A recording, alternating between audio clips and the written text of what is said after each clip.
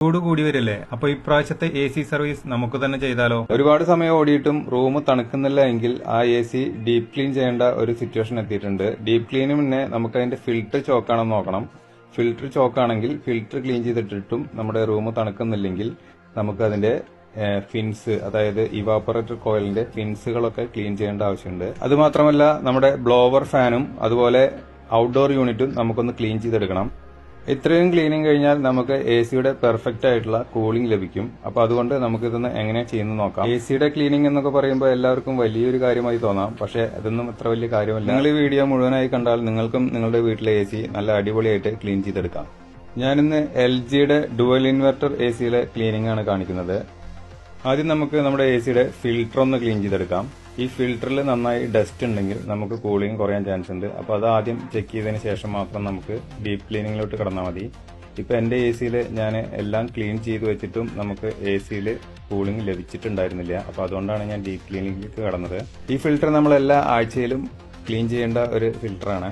A C ഉപയോഗമുണ്ടെങ്കിൽ നമ്മൾ എല്ലാ ആഴ്ചയിലും ഈ ഫിൽറ്റർ ക്ലീൻ ചെയ്തിരിക്കണം. ജസ്റ്റ് ഇതിലൊന്ന് വെള്ളമടിച്ച് ക്ലീൻ ചെയ്തിട്ടാൽ മതിയാവും. ഇനി നമ്മുടെ എ സി ഒരു 10 മിനിറ്റ് ഓടിച്ചതിന് ശേഷം നമുക്ക് പവർ ഓഫ് ചെയ്ത് പ്ലഗ് ഊരിയിടാം.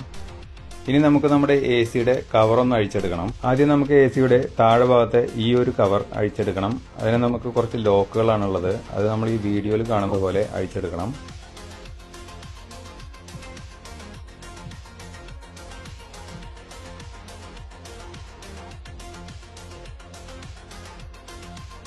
ഇനി മുകളിലെ കവർ അഴിക്കുന്നതിന് വേണ്ടി 2 സ്ക്രൂകളുണ്ട്. ഈ 2 സ്ക്രൂവും ഒരു സ്റ്റാർ സ്ക്രൂ ഡ്രൈവർ വെച്ച് അഴിച്ചെടുക്കണം.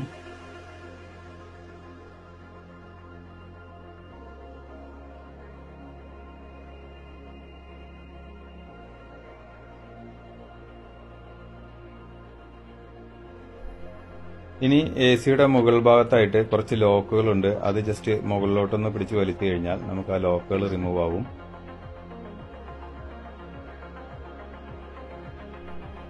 ഇനി 2 സൈഡിലും ഇതുപോലെ പിടിച്ച് ഫ്രണ്ടിലോട്ടൊന്ന് വലിച്ചു കഴിഞ്ഞാൽ താഴെയുള്ള കുറച്ച് ലോക്കുകളുണ്ട്, അതുകൂടി റിമൂവ് ആയി നമുക്ക് ഈ കവറിംഗ് അഴിച്ചെടുക്കാം.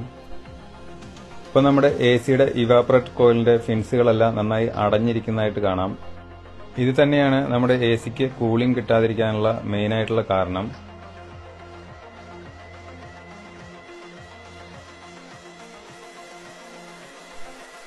ഈ ഫിൻസിലുള്ള ഡസ്റ്റ് എല്ലാം നമ്മളൊരു ടൂത്ത് ബ്രഷ് വെച്ചാണ് ക്ലീൻ ചെയ്തെടുക്കാൻ പോകുന്നത്. നമുക്കിതിനായി വേറെ ടൂൾസ് ഒന്നും ആവശ്യമില്ല. ഈ വീഡിയോയിൽ കാണുന്ന പോലെ മുകളിൽ നിന്ന് താഴേക്ക് ഫിൻസിന്റെ ഡയറക്ഷനിൽ നമുക്ക് ഇതുപോലെ ക്ലീൻ ചെയ്തെടുക്കണം.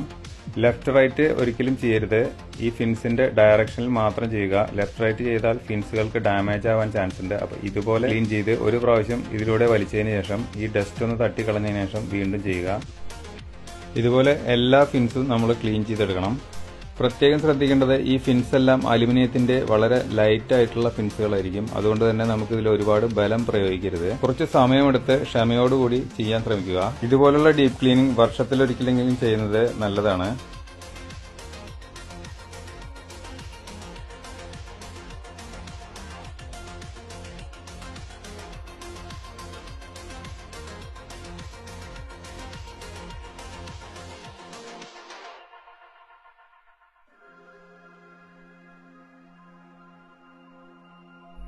ഇപ്പൊ നമ്മൾ 3 സെക്ഷനായിട്ടുള്ള ഫിൻസുകളിലെ ഒരു സെക്ഷൻ മൊത്തം ക്ലീൻ ചെയ്തെടുത്തു. ഇനി അടുത്ത സെക്ഷനിലേക്ക് കിടക്കാം.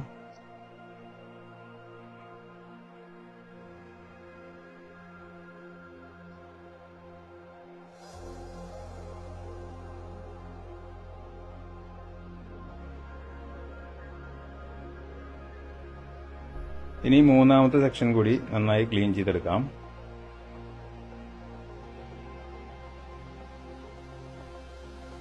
ഇപ്പൊ നമ്മൾ നമ്മുടെ എ സിയുടെ എല്ലാ ഫിൻസുകളും നന്നായി അടിപൊളിയായിട്ട് ക്ലീൻ ചെയ്തെടുത്തിട്ടുണ്ട്. ഇപ്പൊ നമുക്ക് ശരിക്കും അതിന്റെ ഉള്ളിലെ കോയിലുകളെല്ലാം കറക്റ്റായിട്ട് കാണാൻ പറ്റും.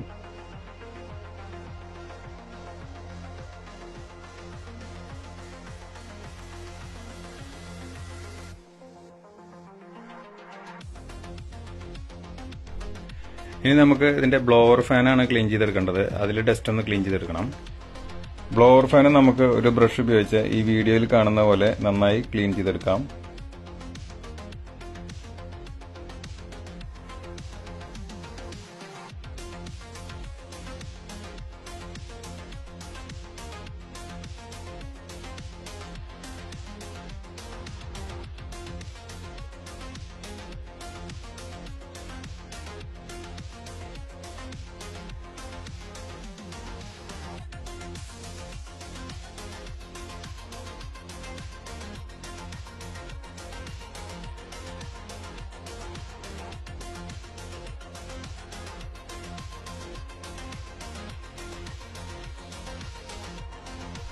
ഇനി എ സിയുടെ പ്ലാസ്റ്റിക് പാർട്സ് എല്ലാം ചെറിയ നനവുള്ള ഒരു തുണി ഉപയോഗിച്ച് നന്നായി ഒന്ന് ക്ലീൻ ചെയ്തെടുക്കണം.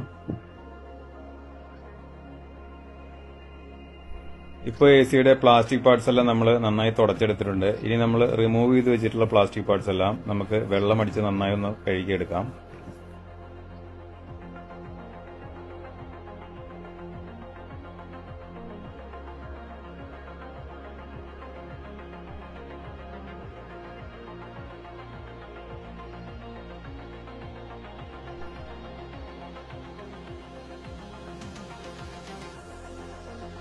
ഇനി കഴുകിയെടുത്ത പ്ലാസ്റ്റിക് പാർട്സ് എല്ലാം നന്നായി ഉണങ്ങിയതിനു ശേഷം നമുക്കിതിലോട്ട് റീഫിറ്റ് ചെയ്യാം. എ സിയുടെ ബോഡി കറക്റ്റായി വെച്ചതിന് ശേഷം ഇതിന്റെ ലോക്കുകൾ ഓരോന്നോരോന്നായി പ്രസ് ചെയ്ത് കൊടുത്ത് ലോക്ക് ചെയ്യണം.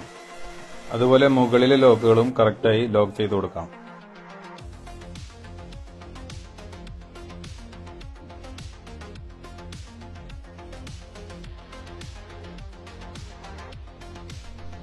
ഇനി ഫിൽറ്റർ വെച്ചു കൊടുക്കാം.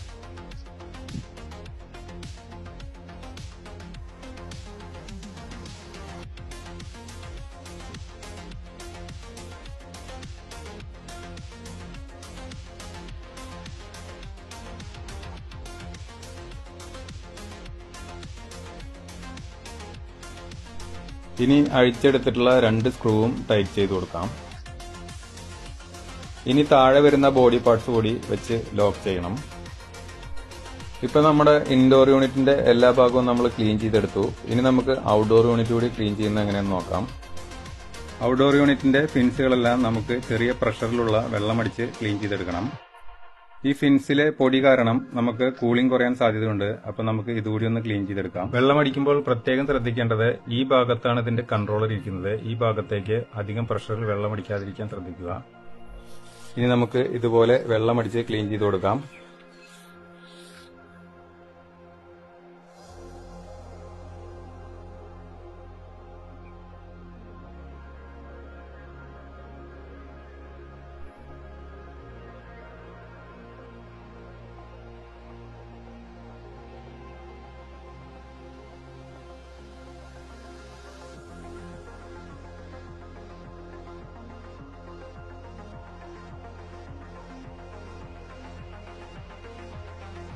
ഇപ്പോൾ ഫിൻസുകളെല്ലാം നന്നായി ക്ലീൻ ചെയ്തെടുത്തിട്ടുണ്ട്.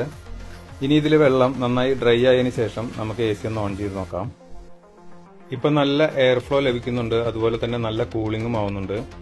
അപ്പൊ എല്ലാവരും ഇതുപോലെ വർഷത്തിലൊരിക്കലെങ്കിലും എ സി ഒന്ന് ഡീപ് ക്ലീൻ ചെയ്ത് നോക്കുക.